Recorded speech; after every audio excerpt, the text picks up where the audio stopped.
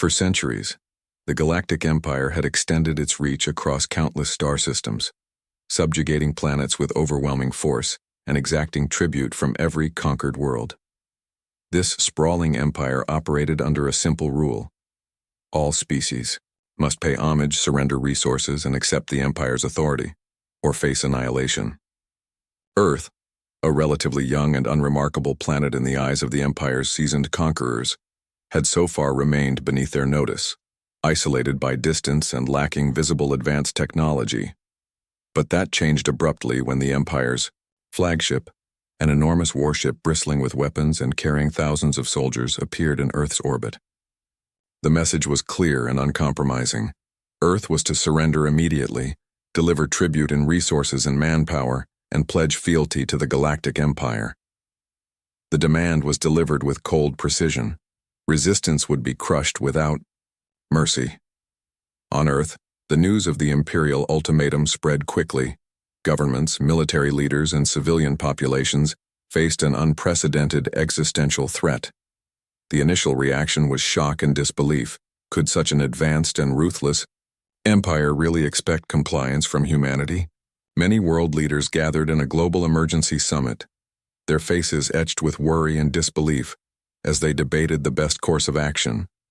Some voices urged caution and diplomacy. They argued for negotiation and compromise, hoping to buy time or even peace. Others believed surrender might save countless lives, if only temporarily. But a louder, more defiant chorus emerged, one that recognized that submitting to an alien empire would mean the end of human freedom and dignity. At the center of this resistance was a remarkable figure, Commander Kalen Voss. A former Special Forces officer known for unconventional tactics and an unyielding spirit, Voss refused to bow to tyranny. She believed that Earth's survival depended on unity, courage, and an unbreakable will to fight. Her voice echoed across the world. "We are not a primitive species to be bullied into submission. We will fight, we will resist, and if the Empire wants tribute, it will have to earn it." The world's populations, fatigued by centuries of internal conflicts and political divisions, began rallying behind this bold stance. The defiant message to the Empire was simple, brutal, and unprecedented. Run. It was a warning and a promise, a declaration that Earth was not afraid, and that any invader would face unimaginable resistance. Behind the scenes, Earth scientists and engineers scrambled to accelerate military development. Advanced missile systems, electromagnetic defenses, and space-based interceptors were rushed into production. Even civilians were enlisted in defense efforts, training for guerrilla tactics and preparing to transform cities into strongholds. Humanity tapped into its greatest strengths: adaptability, ingenuity, and a relentless survival instinct honed through millennia of hardship. The Empire, meanwhile, remained confident. Their leaders dismissed Earth's message as the desperate bluff of an unprepared, primitive world. To them, the idea that Earth would defy the Empire was laughable. They believed that a show of force would quickly break human morale and bring the planet into line. But Earth's response marked a turning point. It was the first time a species had openly dared to reject the Empire's demands with such audacity. The stage was set for a confrontation that would shake the galaxy, a clash between an empire used to unquestioned dominance and a planet that refused to be conquered. The Galactic Empire, vast and ancient, had conquered thousands of star systems, each submission reinforcing their belief in their own invincibility. When Earth responded to their ultimatum with a single word, run, the Empire's leaders and commanders dismissed it as the empty bravado of a backward world.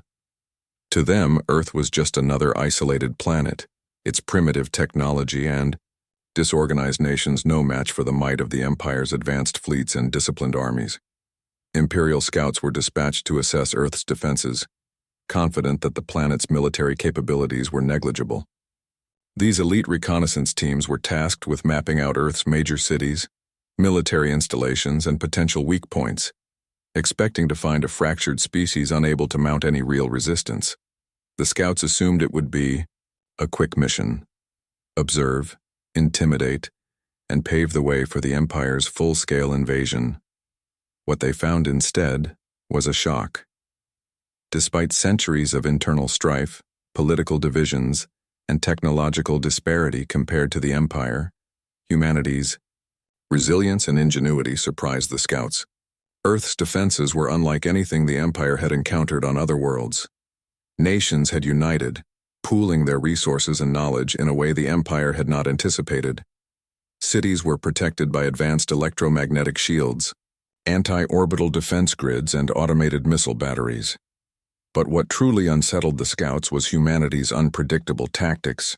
Where the Empire relied on rigid military protocols and overwhelming firepower, humans adapted swiftly.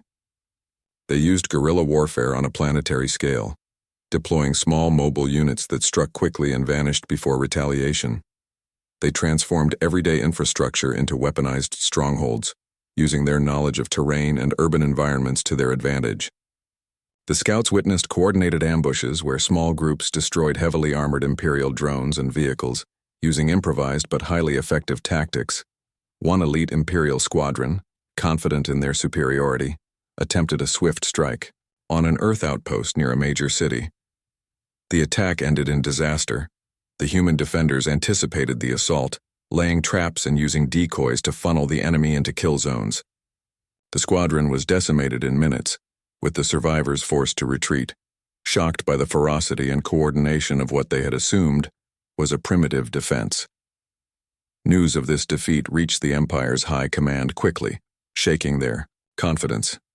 Whispers circulated among the ranks. Earth is not as weak as we thought. However, many still believed the setback was an anomaly, a fluke caused by underestimating an untrained militia rather than a sign of true strength.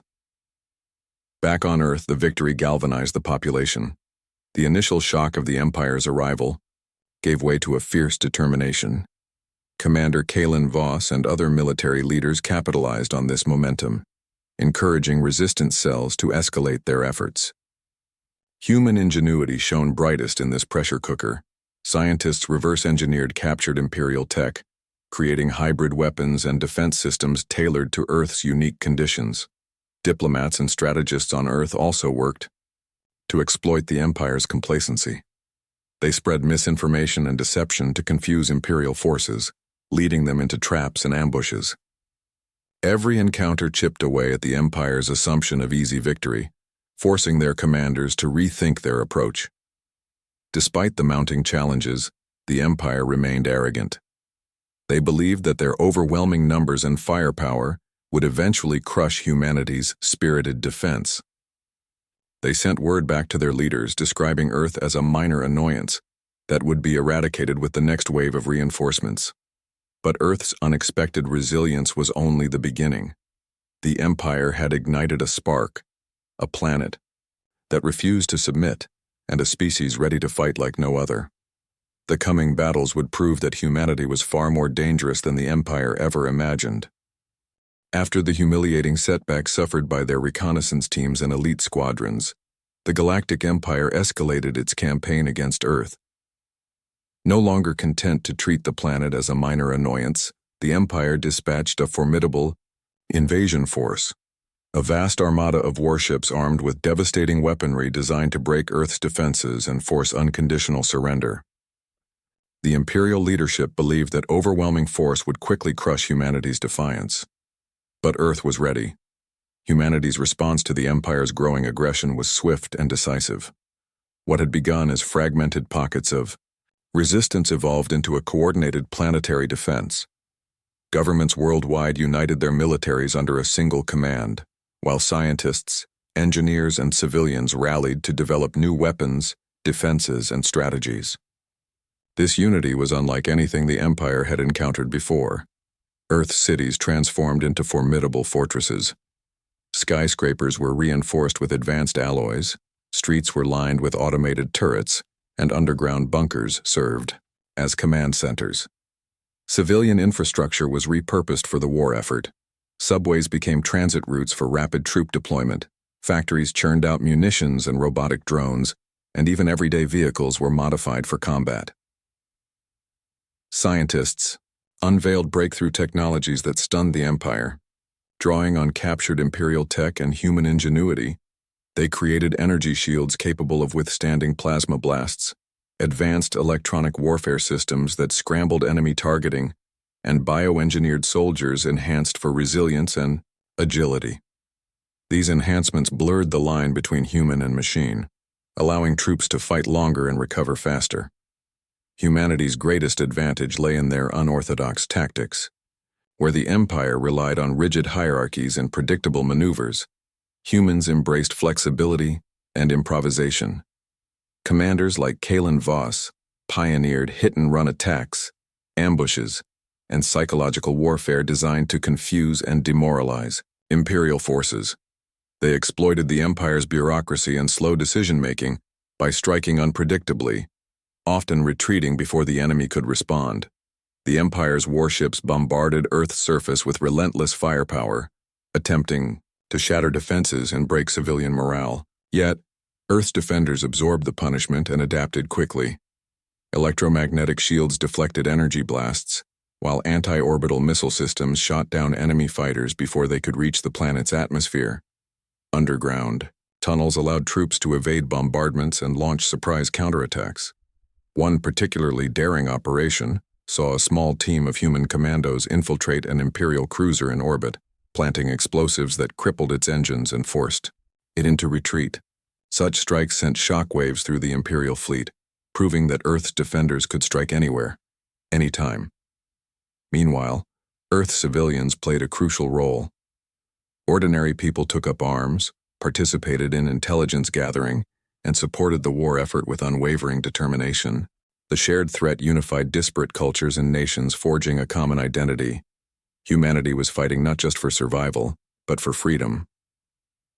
The Empire's commanders grew increasingly frustrated. Their vast resources and technological superiority were met with fierce, inventive resistance. Their arrogance turned to concern as losses mounted and morale within the fleet began to waver. But the Empire refused to concede. Driven by pride and fear of losing face, they pushed harder, deploying even more devastating weapons and reinforcements. They underestimated one critical factor: humanity's capacity to endure and adapt. As the battle for Earth intensified, it became clear that this conflict was no longer a simple campaign of conquest. It had evolved into a war of survival, innovation, and spirit. Earth had unleashed a force the Galactic Empire had never seen before, a people willing to fight with every tool, tactic, and ounce of willpower to protect their home. The stage was set for a turning point, where the Empire's assumptions would be tested against the unyielding resolve of humanity. The Galactic Empire's confidence was waning. After repeated defeats and mounting losses, even their most seasoned commanders began to question the assumption that Earth was a mere backwater planet destined to fall easily. Yet, political leaders of the Empire refused to allow any sign of weakness to show. To preserve the Empire's image of invincibility and control, they insisted on pressing the offensive, pouring more resources and warships into the battle for Earth. Back on Earth, the tide was shifting decisively. Humanity had transformed from a fragmented resistance into a unified force, capable of coordinated large-scale operations. Earth's military leaders, scientists, and civilians had melded into a single purpose: to repel the Empire's invasion and protect their home at all costs. One pivotal moment came when Earth's forces launched a bold offensive aimed directly at the heart of the Imperial fleet orbiting the planet. Using intelligence gathered by spies and intercepted communications, human commandos infiltrated and sabotaged key Imperial warships, crippling their offensive capabilities. Coordinated strikes by fighter squadrons and missile batteries overwhelmed the Empire's defenses, forcing several capital ships into retreat or destruction. These victories were more than just military successes. They were a rallying cry for humanity and their allies. Word of Earth's resilience and growing power spread across the galaxy, inspiring other oppressed and neutral worlds to reconsider their positions. Some former Imperial client states began covertly providing aid to Earth, smuggling weapons, intelligence, and volunteers to fight alongside humans. This unexpected swell of support was a direct threat to the Galactic Empire's dominance. For the first time, Cracks appeared not only in the military front but also in the political unity of the empire. Rival factions within the Imperial Senate began to argue over strategy and leadership, some advocating for a diplomatic resolution to the conflict, while hardliners demanded total annihilation of Earth. Meanwhile, Earth's leaders seized the moment to exploit the Empire's divisions. Diplomatic envoys, covert agents, and propagandists worked tirelessly to widen the rifts between Imperial factions, using misinformation and political intrigue to destabilize their enemy from within. On the battlefield, Earth's innovations and tenacity continued to confound the Empire. Humans adapted quickly to new Imperial tactics, devising countermeasures and turning the Empire's technological advantages against them. Their guerrilla units evolved into highly trained strike forces, capable of surgical precision attacks against key targets. Civilian morale soared as victory seemed within reach.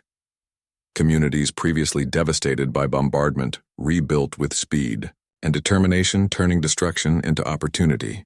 The collective will of humanity had become an unbreakable force. Faced with these developments, the Empire's commanders grew desperate. Their massive fleets, once symbols of unstoppable power, now struggled to maintain control. Supply lines were harassed by Earth's covert forces, and their communication networks were plagued by sabotage and misinformation. The psychological impact was profound. Imperial soldiers who had once regarded humans as inferior began to fear them. Tales of human resilience and brutality spread through the ranks, undermining morale and discipline. Yet, the Empire's political leaders refused to admit defeat. They doubled down on their efforts, sending reinforcements and deploying experimental weapons designed to break Earth's spirit and defenses. But these measures only hardened human resolve. As the tide turned decisively in Earth's favor, the Galactic Empire faced a stark choice: continue an increasingly costly war with uncertain outcome, or reconsider their entire approach to this defiant planet. The battle for Earth had become more than a fight for tribute. It was a war for survival, honor, and the future of the galaxy itself. The tide had turned decisively in Earth's favor, but the conflict was far from over. The Galactic Empire, sprawling and entrenched, was not easily broken. Yet the resilience and ingenuity of humanity had exposed cracks in the seemingly invincible war machine. Now, Earth's forces sought to exploit those weaknesses and strike at the very core of the Empire's power. For decades, the Empire had thrived on centralized control, with the Imperial Senate, the High Command, and the Emperor dictating strategies from distant palaces and warships. But as Earth's resistance grew stronger and more coordinated, the cracks in this hierarchical structure widened. Imperial governors and commanders, frustrated by constant defeats and dwindling resources, began to question their leaders. Whispers of dissent and rebellion circulated among the Empire's outer territories, fueled by Earth's victories and the growing unrest in subjugated worlds. Earth's military strategists understood that defeating the Empire required more than battlefield victories. It demanded a shattering of the Empire's political and psychological control. To do this, they launched a series of daring campaigns aimed at undermining the Empire's supply lines, communication networks, and key installations. Special forces teams infiltrated heavily guarded Imperial outposts and sabotage operations, crippled resource depots, crucial for maintaining the war effort. Electronic warfare units launched cyber attacks that disrupted Imperial fleet coordination and spread confusion among enemy ranks. These covert operations sent ripples through the Empire's command structure, making coordination difficult and lowering morale. The psychological warfare was just as effective. Earth broadcasted messages of defiance and hope to oppressed planets under Imperial rule, encouraging uprisings and resistance movements. Propaganda portraying the Empire as vulnerable and corrupt spread rapidly, eroding the once fearsome image of invincibility. This combination of direct military action and psychological pressure forced the Empire to divert precious resources to internal security and defense against rebellion, stretching their forces thin on all fronts.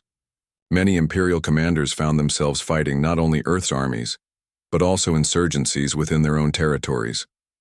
Meanwhile, Earth's coalition of allied planets and species grew stronger, Worlds that had once feared imperial retribution now openly supported Earth's cause, providing troops, technology, and strategic bases. This growing alliance transformed the conflict from a planetary defense into a galactic revolution. One of the pivotal moments came when Earth's forces coordinated a massive assault on the Empire's primary communications hub, located deep within a contested star system. The success of this operation crippled Imperial Fleet Command and disrupted reinforcements for months, providing Earth with crucial breathing room to strengthen its defenses and plan the next phase of the campaign. Within the Empire, political infighting escalated. Some factions called for peace negotiations, recognizing Earth's strength and the cost of prolonged war. Others, blinded by pride and fear of losing power, advocated for ruthless escalation, including the use of doomsday weapons capable of annihilating entire star systems. In the midst of this turmoil, Emperor Drakul Varric, the enigmatic and iron-willed ruler of the Galactic Empire, faced mounting pressure. His grip on power weakened as more and more sectors defied his commands, and the Empire's hold on its territories slipped like sand through fingers. But Varric was not ready to concede.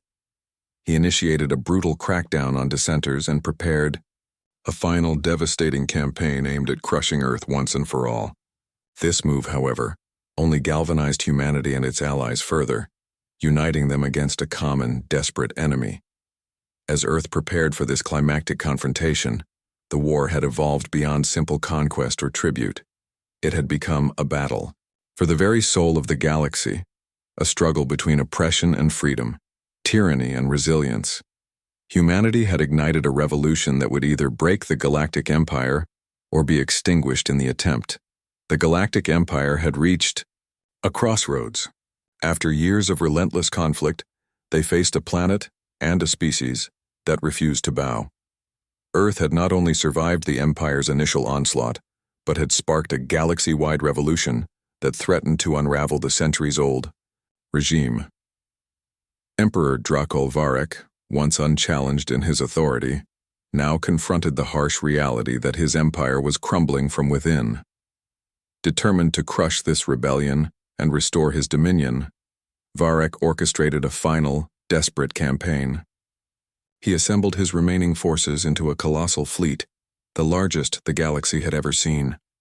Their objective was clear: obliterate Earth's defenses, crush the Allied forces rallying around it, and make an example so terrifying that no other world would dare resist. The battle commenced with a ferocity unmatched in galactic history. Imperial warships unleashed torrents of plasma and ion blasts, leveling cities and shattering planetary shields.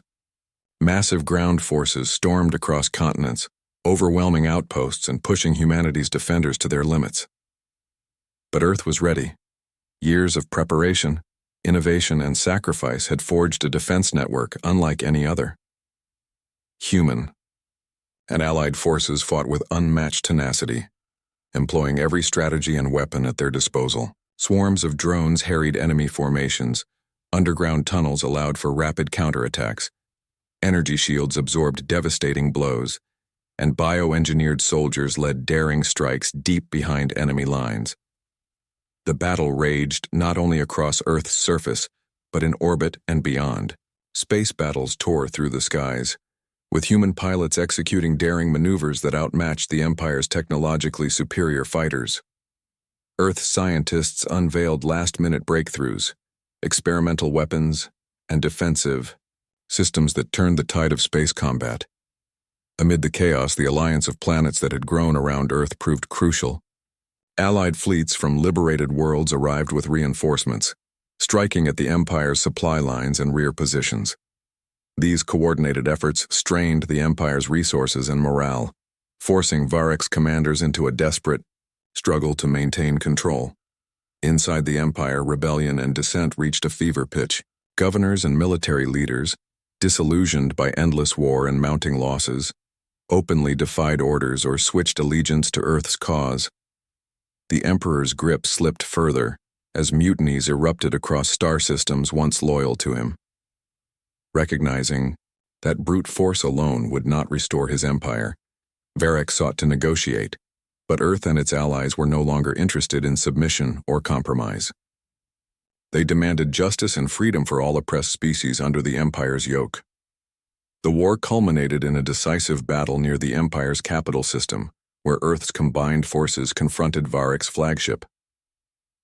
The conflict was brutal and costly, but the unity and determination of humanity and its allies proved unstoppable. Varroc's flagship was destroyed, and the Emperor was captured, symbolizing the collapse of imperial authority. With the fall of Varroc, the Galactic Empire fractured. Its remnants either surrendered, fled to the outer reaches of the galaxy, or joined emerging rebel factions. A new era dawned as Earth and its allies helped establish a coalition dedicated to freedom, cooperation, and rebuilding. The galaxy remembered the warning Earth had given. Run. What began as a defiant refusal to pay tribute had become a revolution that shattered the Empire's chains. Humanity had proven that even the mightiest oppressors could fall when faced with unity, ingenuity, and the unyielding will to survive.